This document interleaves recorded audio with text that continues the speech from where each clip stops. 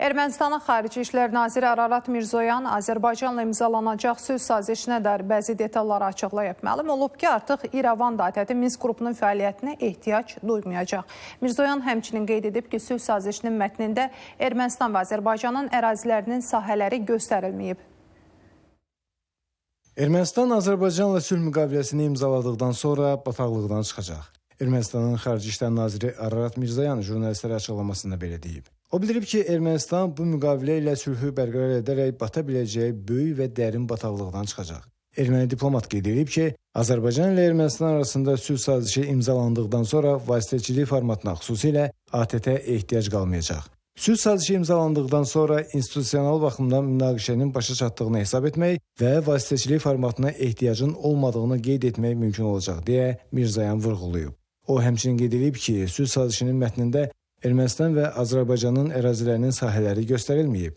Onun sözlərinə görə, sənəddə ərazi bütövlüyünün qarşılıqlı tanınması ilə bağlı bənd qeyd olunub. Erməni nazir Azərbaycanla sülh sazişi imzalandıqdan sonra Avropa İttifaqının müşahidə missiyasının gələcək fəaliyyətinin necə olacağını da izah edib. Onun sözlərinə görə İrəvan həmişə mülki missiya ilə əməkdaşlıq formatlarını və mexanizmlərini müzakirə edə bilər. Missiya sərhəddə sabitliyin təmin olunmasına çox kömək edib. Eyni zamanda Ermənistan ilə Azərbaycan arasında sülh sazişi imzalanarsa, bu sabitlik institusional olacaq, deyə Mirzoyan vurğulayıb.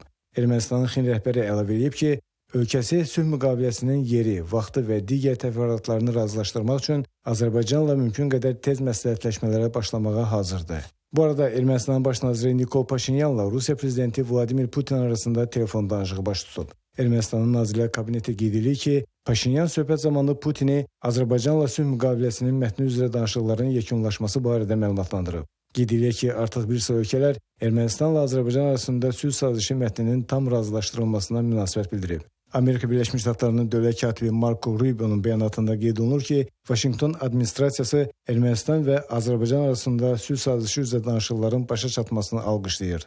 Dövlət katibi İrəvan ilə Bakını sənədi tezliklə imzalamağa çağırıb. İranın Xarici İşlər Nazirliyinin rəsmi nümayəndəsi İsmail Beqai isə qeyd edib ki, iki ölkə arasında sülh sazişi haqqında razılaşma Cənubi Qafqazda davamlı sülhün bərqərar olması istiqamətində zəruri və mühüm addımdır. Fransa prezidenti Emmanuel Macron isə X sosial şəbəkə hesabındakı paylaşımında bildirib ki, artıq Ermənistan və Azərbaycan arasında Cənubi Qafqazda davamlı sülhə yol açmalı olan sülh sazişinin imzalanmasına heç nə mane olmur. Latviya, Estoniya, Avstriya və Avropa İttifaqı da iki ölkə arasında sülh sazişi üzrə danışıqların başa çatmasını alqışlayıb. Bəxtiyar Fətulayev, ATV Xəbər.